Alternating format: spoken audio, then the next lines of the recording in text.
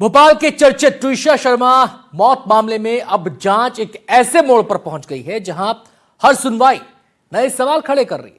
CBI का दावा है कि दोनों आरोपी वॉइस सैंपल देने में सहयोग नहीं कर रहे, तो वहीं बचाव पक्ष इस दावे को गलत बता रहा है।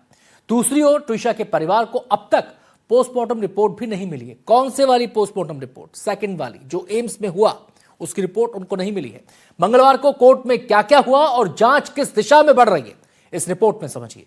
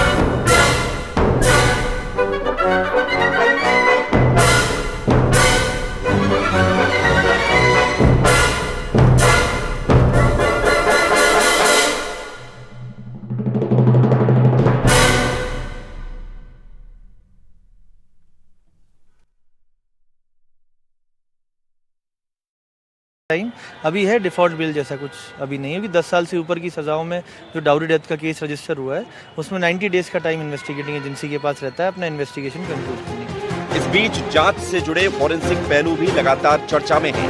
हाल ही में एम्स दिल्ली के मेडिकल बोर्ड ने अपनी विस्तृत फॉरेंसिक रिपोर्ट सीबीआई को सीलबंद लिफाफे में सौंपी है। रिपोर्ट में घटनास्थल से बरामद जिम बेल्ट और ट्विशा के शरीर पर मिले निशानों के बीच फॉरेंसिक मेल मिलने की बात सामने आई है। हालांकि रिपोर्ट सार्वजनिक नहीं की गई है और सीबीआई अभी उसके हर पहलू का विश्लेषण कर रही है। जी, एक्चुअली भोपाल एम्स का जवाब आज आ गया था। उन्होंने हाई कोर्ट का जो ऑर्डर था वो एम्स दिल्ली के लिए था। उनका डायरेक्टिव एम्स दिल्ली के लिए था कि सीलबंद लिफाफे में रिपोर्ट सौंपी जाए। इसमें भोपाल एम्स के लिए कोई भी इंस्ट्रक्शन नहीं था, पर फिर भी उन्होंने उसको प्ली बना, उसका आधार बनाते हुए और उन्होंने जवाब दिया है कि चूंकि कोर्ट ने कहा है इसलिए हम जवाब नहीं दे पा रहे, तो उसके लिए हम दोबारा से फाइट करेंगे थ्रू कोर्ट। उधर अदालत में इस बार भी गिरिवाला सिंह और समर्थ सिंह की ओर से कोई जमानत याचिका दाखिल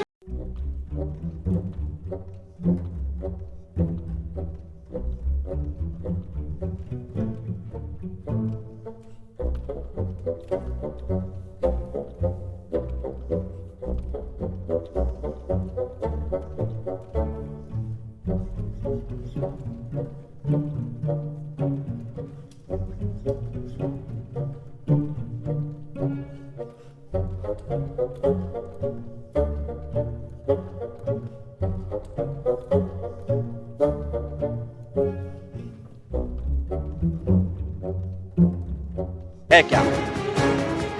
ट्विशा शर्मा की मौत का सच अभी भी कई परतों में छिपा हुआ है। एक तरफ सीबीआई वैज्ञानिक सबूतों के जरिए हर कड़ी जोड़ने की कोशिश कर रही है, तो दूसरी तरफ परिवार लगातार पारदर्शिता और सभी रिपोर्ट सार्वजनिक करने की मांग कर रहा है। अब 28 जुलाई की अगली सुनवाई पर सबकी नजरें रहेंगी, क्योंकि जांच का अगला कदम इस हाई प्रोफाइल केस की दिशा बदल सकता है। भोपाल से एनडीटीवी के लिए हरप्रीत कौर रीन की रिपोर्ट।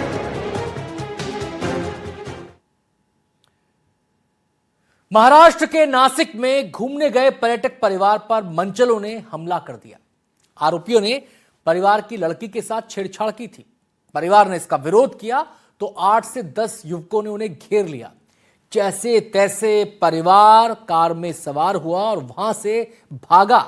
परिवार ने सोचा था कि यहां से निकलने के बाद शायद उन्हें राहत मिले, लेकिन ऐसा हुआ नहीं, क्योंकि उन मंचलों ने इस परिवार की गाड़ी का पीछा किया।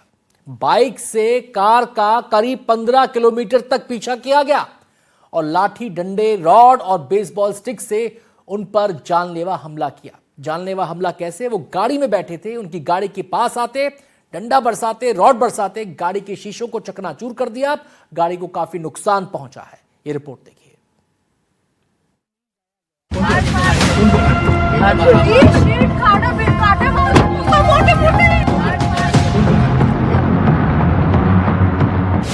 हमला, मारपीट, छेड़छाड़ का विरोध हुआ तो आरोपियों ने हद ही पार कर दी। इन गुंडों को जैसे कानून की कोई परवाह ही नहीं।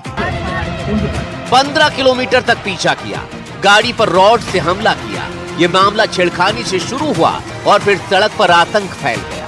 घटना महाराष्ट्र के नासिक की है, जहां छेड़छाड़ का विरोध करने पर आरोपियों ने जानलेवा हमला कर दिया। ये तस्वीरें देखिए। बाइक सवार ये दो गुंडे हवा में रॉड लहराते हैं और फिर एक कार पर हमला कर देते हैं।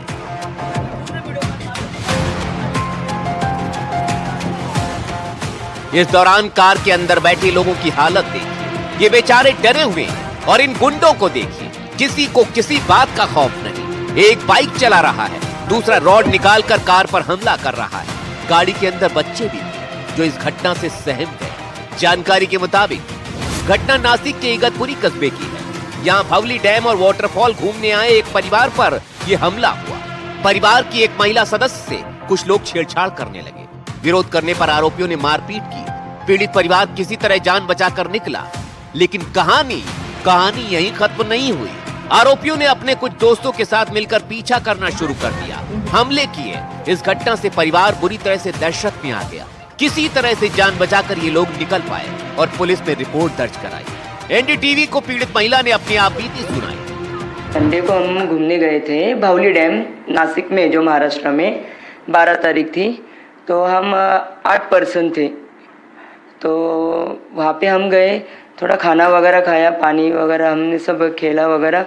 वहाँ से हम बाहर निकले तो मैम वहाँ पे एक 2 व्हीलर पे 2 लोग मुझे छेड़छाड़ की, थोड़ा सा नाम वगैरह लिया उन्होंने। तो मुझे भी थोड़ा गुस्सा आया कि अरे तुम्हें पब्लिक प्लेस पे क्या कर रहे हो, कि ये अच्छा नहीं है। फिलहाल अभी ये सब क्लाइमेट ख़राब है तो आप ये चीज़ें मत कीजिए। तो मेरे हस्बैंड पीछे से आ रहे थे, तो उन्होंने भी देखा कि कुछ तो भी चल रहा है मेरे वाइफ के साथ, तो वो भी पीछे से आए। अरे बोले चल छोड़, क्या तुम लेडीज़ के नाम ले रहे हो वगैरह। उनको थोड़े से बातचीत सुनाई वगैरह। फिर वहाँ से वो दोनों निकल गए। वो दोनों निकल जाने के बाद वहाँ पे कुछ लड़के थे, गाँव के लड़के थे वहाँ के लोकल। तो उन्होंने आके है ना थोड़ा सा ये किया कि हमारे गांव के लोगों को आप क्यों ऐसा बोलते हो, तुम बाहर के हो, ऐसा वैसा सब किया उन्होंने। फिर वो लोग आके थोड़ा सा गाली गलौज करने लगे। फिर हमने भी थोड़ा सा ये किया, थोड़ी हाथापाई हुई। वहाँ पे जो पब्लिक थी, तो जो घूमने आई थी पर्यटक, उन्होंने हमको बचा लिया और बोला कि चलो छोड़ो, जाने दो, छोड़ दो। तो वहाँ पे पूरा टॉपिक क्लोज हुआ था। ये झगड़े का इशू ही नहीं था कुछ आगे जाने का। पीड़ित के मुताबिक वो लोग वहां से निकले, लेकिन आरोपी उनका पीछा करने लगे। कुछ लोग कार तो कुछ बाइक पर सवार थे। तो हम बावली के आगे गए, वहाँ पे उन्होंने हमको रुकाया। बलेनो कार थी उनके पास, वो हमारे गाड़ी के आगे लगा दी। उन्होंने रुका के, फाइटर थे उनके हाथ में, वहाँ से पहले उन्होंने कांच फोड़ना चालू कर दिया, ड्राइवर की बाजू वाली सीट। तो वो फोड़ी तो हम डर गए, ऑब्वियसली तो डरेगी हम। फिर वहाँ से फिर मैंने हस्बैंड को बोला चलाओ भगाओ गाड़ी जोर से, कुछ भी हो मरना नहीं है। फिर वहाँ से हम भागने लगे, तो भागते भागते पीछे से फिर समझ में आया कि एक 2 व्हीलर पे वो रॉड लेके जा रहे थे, तो उन्होंने रॉड फेंकना चालू कर दिया। पीड़ित के मुताबिक पीछा करने वाली कार में 4 से 5 लोग थे, 2 से 3 लोग 2 व्हीलर पर थे। महिला का कहना है कि जिनको देखा उनकी शक्ल ध्यान में है। पीड़ित परिवार के बच्चे बुरी तरह सहमे रहे। बच्चे तो 4 थे, 2 बड़े थे, 2 थोड़े छोटे थे, और बाकी हम 2 कपल थे, 8 लोग थे हम गाड़ी में। इस खौफनाक घटना के बाद पीड़ितों की शिकायत पर नासिक के इगतपुरी पुलिस स्टेशन में मामला दर्ज किया गया, जिसके बाद पुलिस ने 9 आरोपियों को गिरफ्तार किया है। पहले अंबड़ पुलिस स्टेशन में 0 नंबर से जो एफआईआर रजिस्टर हुआ उसको अकॉर्डिंगली वो तुरंत हमने वीडियोस और बाकी टेक्निकल एनालिसिस करके इसमें हमने 9 आरोपी अभी तक निष्पन्न किए हैं, जो कि एफआईआर में 6-7 आरोपी थे, बट इसमें जो शेल्टर देने वाले आरोपी है या फिर एसोसिएट्स है जिनको इन्होंने हेल्प किया था वो भी हमने इसमें आरोपी किए है, और अभी तक हमने 9 आरोपी इसमें ताबे में लिया है। इस पे आगे की जो कार्रवाई है वो आगे की कार्रवाई चल रही है। बाकी हमारी टीम जो है वो भिवंडी है, वाड़ा है, और जो भी बाकी एरिया है जहां जहां हमको लगता है उस एरिया में हमारी टीम अभी कार्यरत है, और वो टीम भी बाकी जो आरोपी है, जो भी निष्पन्न हुए आरोपी है, उस आरोपी को हम जल्दी से जल्दी पकड़ेंगे। तो दूसरा पॉइंट है, इसमें मौका के अकॉर्डिंगली जो हम कार्रवाई करने वाले हैं या फिर जो है उसके पूरे सेक्शंस देखे जाएंगे, और देखने के बाद जो है अभी तो स्ट्रिंजेंट सेक्शन लगाए हैं, वो भी हम उसकी कार्रवाई आगे करेंगे। इस घटना के बाद इलाके में पुलिस का बंदोबस्त बढ़ाया गया है, लेकिन सोचिए इन गुंडों की मानसिकता क्या रही है कि छेड़छाड़ का विरोध किया जाए तो ये जान लेने पे उतारू हो गए। नासिक से प्रांजल कुलकर्णी, एनडीटीवी इंडिया।